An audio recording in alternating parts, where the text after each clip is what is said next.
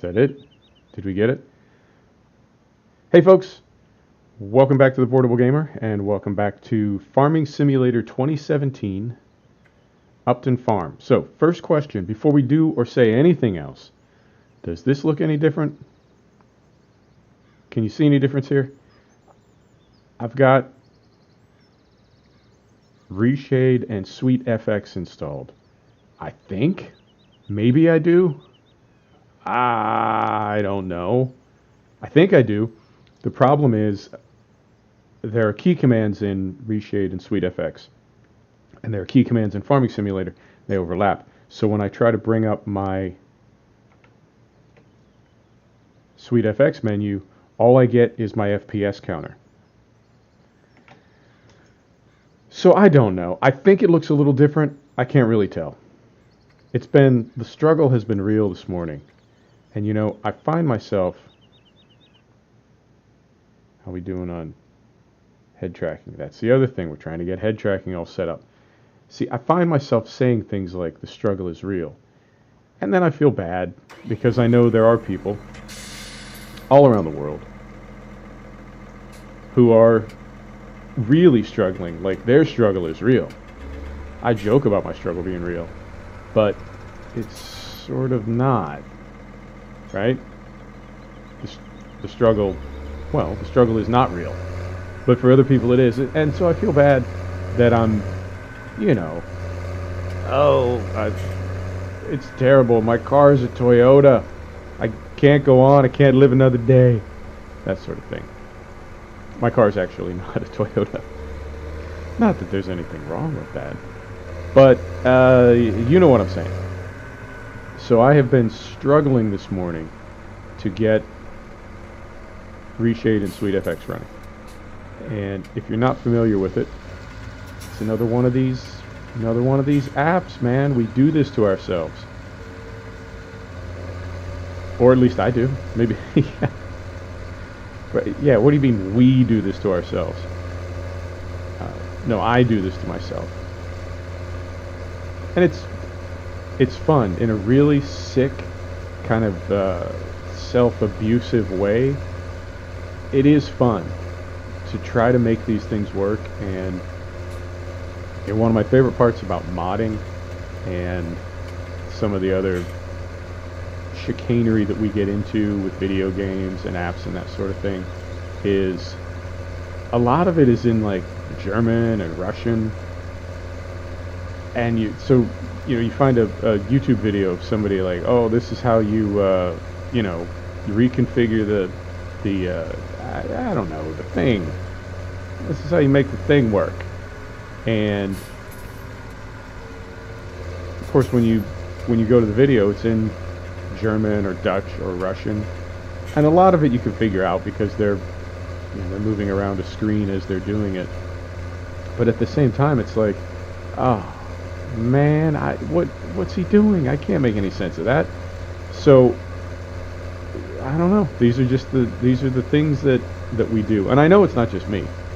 I know there are other people living that mod lifestyle, and their mornings, days, typically mornings. There are mornings when it is just, I can't take no more.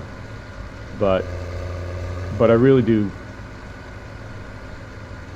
enjoy it, and to me, it's the next best thing, I guess. It's not a custom game. Somebody else, the developers wrote the game code, the modders made the mods, and then I don't know what you'd call those other people. What are they? They're not quite hackers.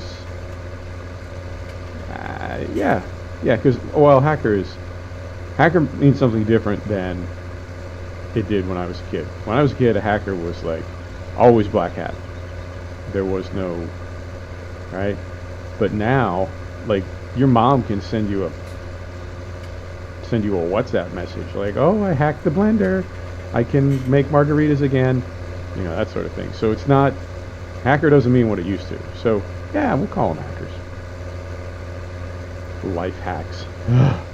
So, and then the other thing is, different games, there's different games render on different APIs. So I'm running Farm Sim right now on OpenGL, and that's one configuration for SweetFX. But then it also can render. It can also work with games that are rendering on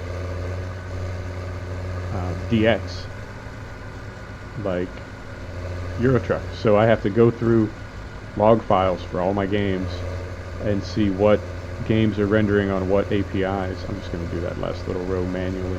What games are rendering on what APIs and configure accordingly. I don't know. I mean, I really can't even tell if I can see a difference. I think maybe, I don't know.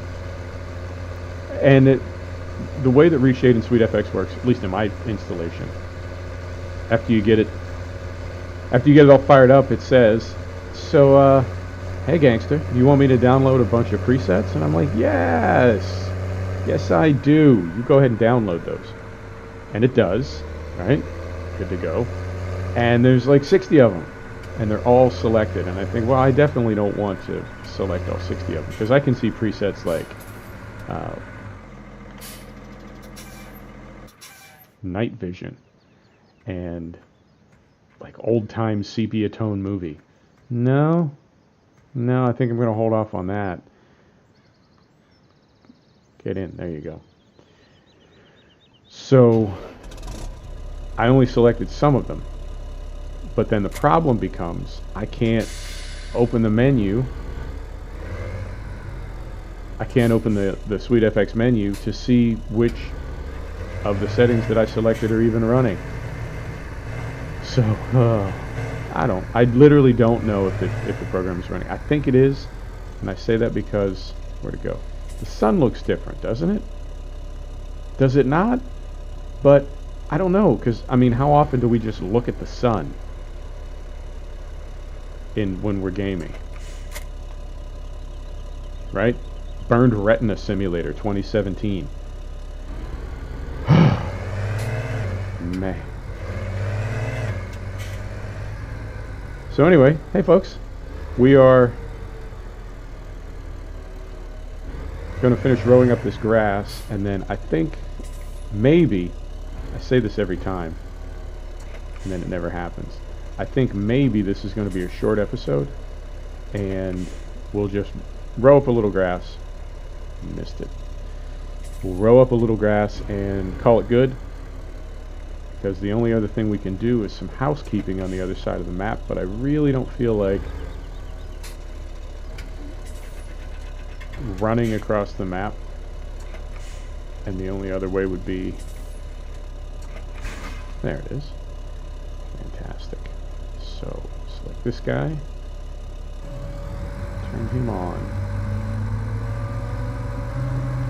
but don't drop yet.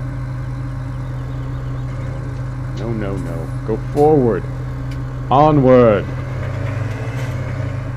To Valhalla. Or onward to foraging up some grass. Same thing. Right.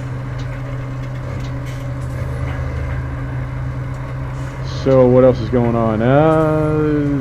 Mixing it up on the channel a little bit. I think you're seeing that. I hope you're seeing that. Getting Train Sim World into the mix, and I'm super happy about that. And also, I finally started racing, and the delay there was I wanted to find, I guess, a format. Does that make sense? Yeah, I wanted to find a format that worked, and I think I found one. You know, I like my videos kind of long, 45 to 60 minutes. That's my moniker.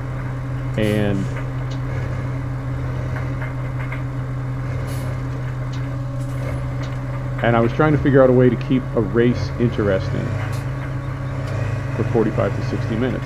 And I think I found it with Project Cars 2. The format that I've come up with is endurance racing, sports car endurance racing. And I'll mix it up. I'm going to have some other things come in there too. I want to do some F1, I want to do some IndyCar, maybe some vintage stuff. We'll see. But for now, sports car racing, endurance races with weather. So I did one at Rouen, and I did one at Brands Hatch. And I've got another one, well, it's an undisclosed location, as they say. And get that going ASAP. But I'm going to let that evolve. And then I've also got Train Sim World going. I've done a couple CSX. I've done a couple Rapid Transit. And I have great things in store. Potentially. Well, I have things in store. Maybe they're great. Maybe they're not. We'll see. TBD. But that's going as well. The Train Sim World, and I'm pleased about that as well. I wanted to have a lot of different transportation sims on the channel. I love transport sims. Yeah, I think that's fairly obvious at this point.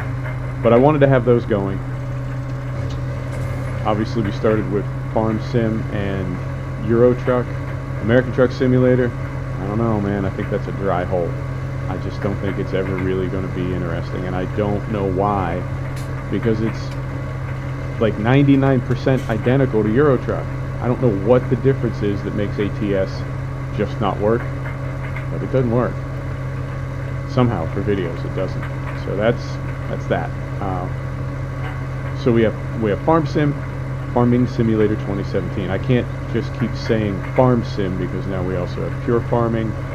Not on the channel, but I mean in the world. We have Pure Farming, Farmer's Dynasty, and Cattle and Crops. So it used to be when you said Farm Sim, there can be only one, but now it could be any number of things. So we have Farming Simulator 2017, we have Euro Truck Simulator, and now we've brought in Train Sim World and Project Cars 2. And there is also, I can do Assetto Corsa, although I have to say Assetto Corsa, to my eye, I don't think it captures nearly as well as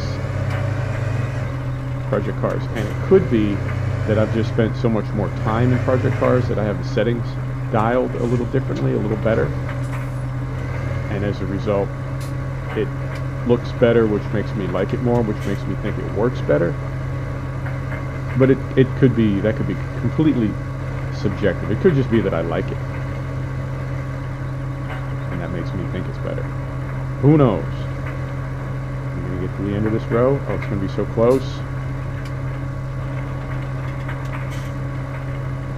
Oh, so close. Right. So we'll drop this off. The Forager. We'll drop off the Forager. I need a little room to maneuver. Let's turn around. And let me not drive over my window. There we go. Mo better.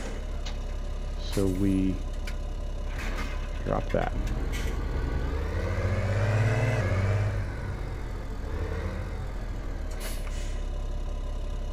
And very carefully back this up, because with that, the wheels so far to the rear like that, I don't know why it is super prone to jackknifing. Must be careful. Must be careful. Right. Get this picked up. Face tracking up to the VGA. You think? Should we risk it? I don't care.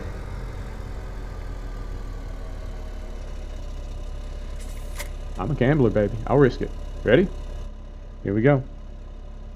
We're in drive. D for drive. Here we go. So I also have I found, well,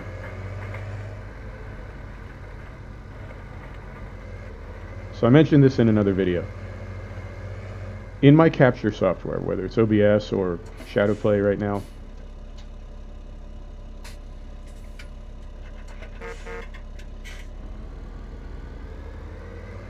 my goal is to have, Shadowplay as an example, my goal is to have one microphone input level setting in Shadowplay. Just put it there, keep it there.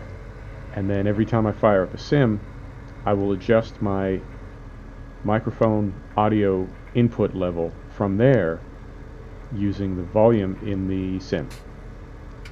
And then I'll control my monitor volume in my headphones with the volume on the headphones, the little volume knob. And the reason why is I found that when I was adjusting the input levels in Shadowplay or OBS,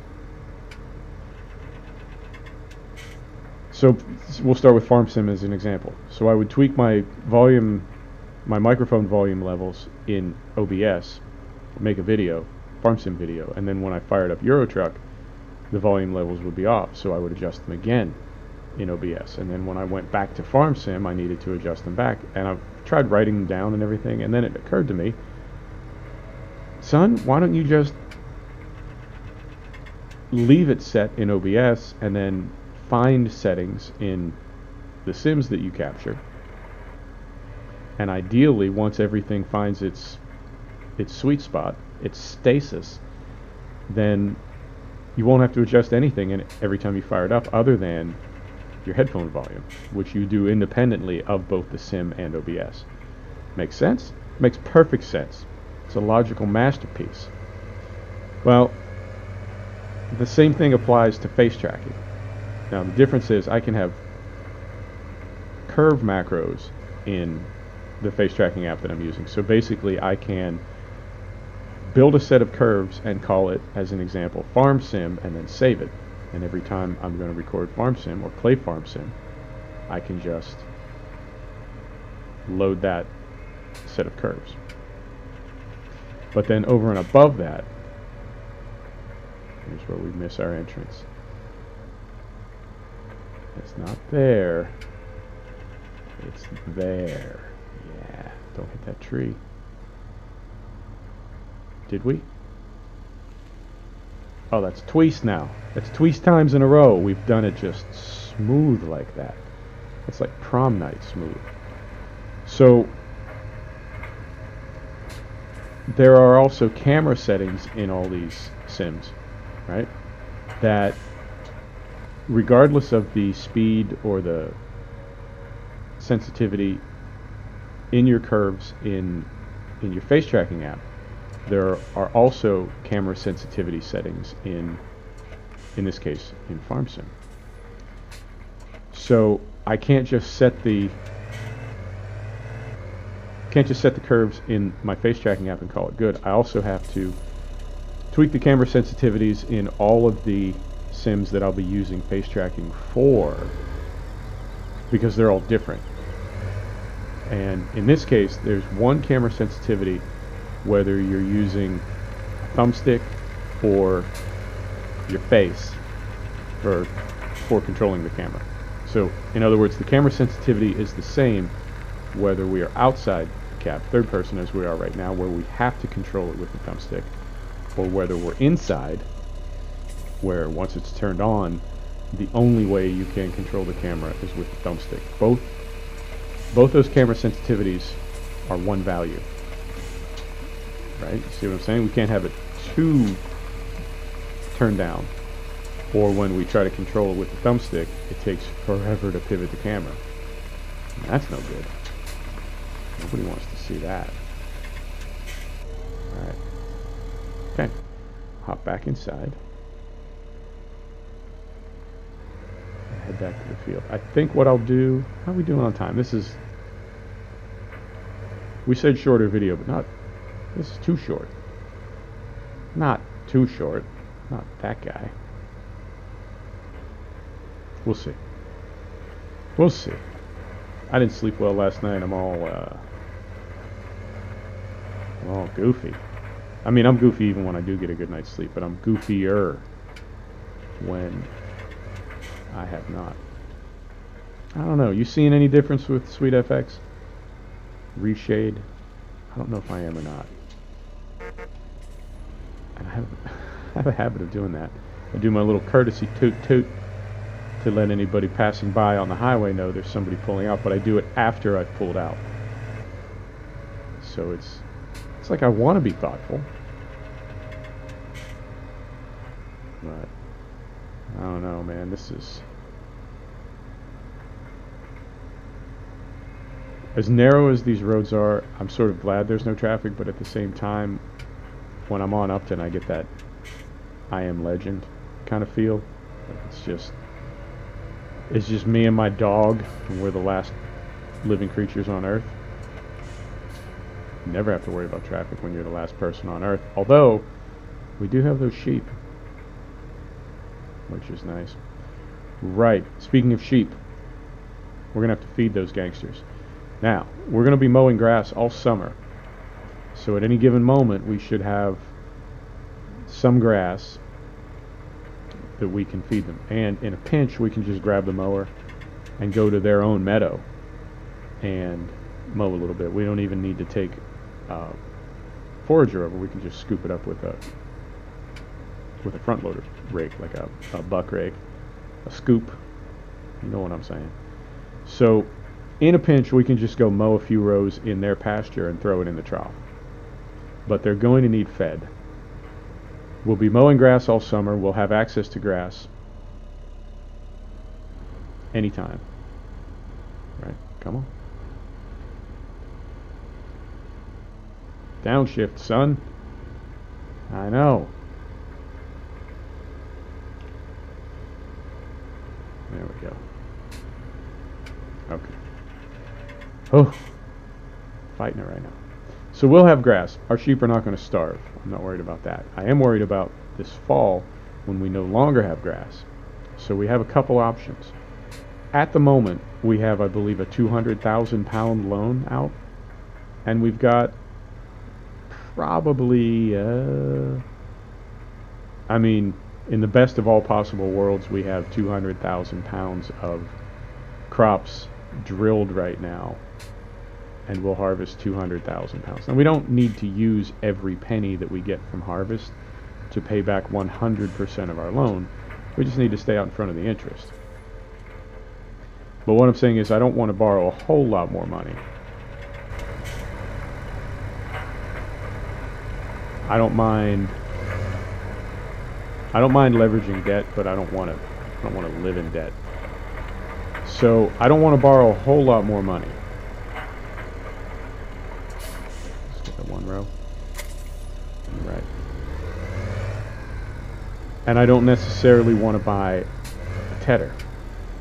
However, if we get a tedder, we can then make hay, which lasts longer than grass. It doesn't last forever because everything rots with seasons. I believe loose hay, I know it rots slowly if it gets wet. I think it may just deteriorate if it's not in bale form. I think hay deteriorates like grass does, just not as fast.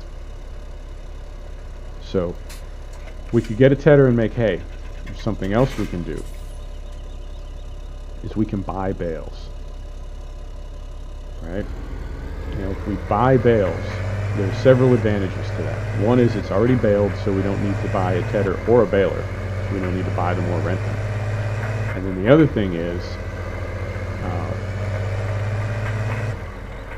with it being baled, it will obviously last longer, as long as we get it under cover, get it out of the rain. So we may buy bales. We have 40 sheep. They cost us approximately 5,000 pounds a piece. So we have 200,000 pounds worth of sheep. I don't sell wool unless it is going for more than 10,000 pounds a ton, which gives us about 20,000 pounds revenue per pallet. So if we're using that math, we need to sell 10 pallets of wool before we break even on the sheep. However, sheep make sheep. So it's possible that we will, as long as we keep our sheep fed and happy and breeding, they'll continue to make sheep, and the more sheep we have, not only will they make more sheep, but they'll make more wool. So I think that's the plan at the moment. It's 20 after 6.